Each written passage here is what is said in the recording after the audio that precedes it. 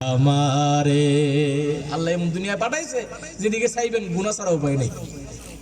আসুন আমরা সরাসরি আলোচনায় ঢুকি। কুল ইন কুনতুম তুহিব্বুনাল্লাহ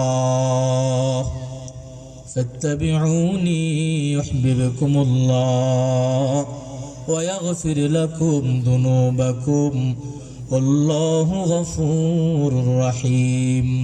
হে নবী, আপনি জানায় দেন আপনার উম্মতকে, তারা যদি আমি আল্লাহকে চায় তারা যেন আপনি নবীর অনুসরণ করে। আপনি নবীর অনুসরণ করলে দুইটা লাভ হবে। এক নম্বরে ইউহিব্বুকুমুল্লাহ, আমি আল্লাহ আপনার উম্মতকে আমার বান্দাকে ভালোবাসবো।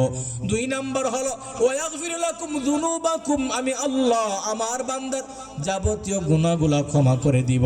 পয়গম্বর বলে যে আমি নবীকে ভালোবাসবে, কোনো মানুষকে ভালোবাসবে, স্ত্রীকে ভালোবাসবে, বন্ধু বান্ধবকে ভালোবাসবে, আলেম ওলামাকে ভালোবাসবে, স্ত্রীকে ভালোবাসবে, সন্তানকে ভালোবাসবে, যত ভালোবাসা আসে ওইটা যদি আমার আল্লাহর জন্য হয়। মান আহাব্বা লিল্লাহ ওয়া আবগাদা লিল্লাহ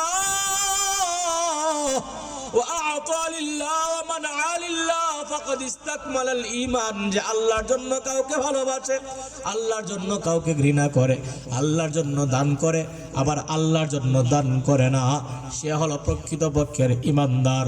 সুতরাং ভালোবাসবো আমরা। ভালোবাসা হলো তিন প্রকার: মুহাব্বতে আকলি, মুহাব্বতে তাবঈ, মুহাব্বতে ঈমানি। মুহাব্বতে তাবঈ হলো স্বভাবগত ভালোবাসার নাম। বাবা সন্তানকে ভালোবাসে, সন্তান হওয়ার কারণে। সন্তান আব্বা আম্মাকে ভালোবাসে, আব্বা আম্মা হওয়ার কারণে। স্ত্রীকে স্বামী ভালোবাসে, অন্যের বাড়িতে আইসা আপন হয়ে চলে। বন্ধু বান্ধব ছেড়ে দিয়ে, আব্বা আম্মা ছেড়ে দিয়া অপরিচিত একটা মানুষের সাথে আইসা জীবনটা পার করে দেয়। এই জন্য তার সুখে দুঃখে পাশে থাকে। স্ত্রীকে ভালোবাসে।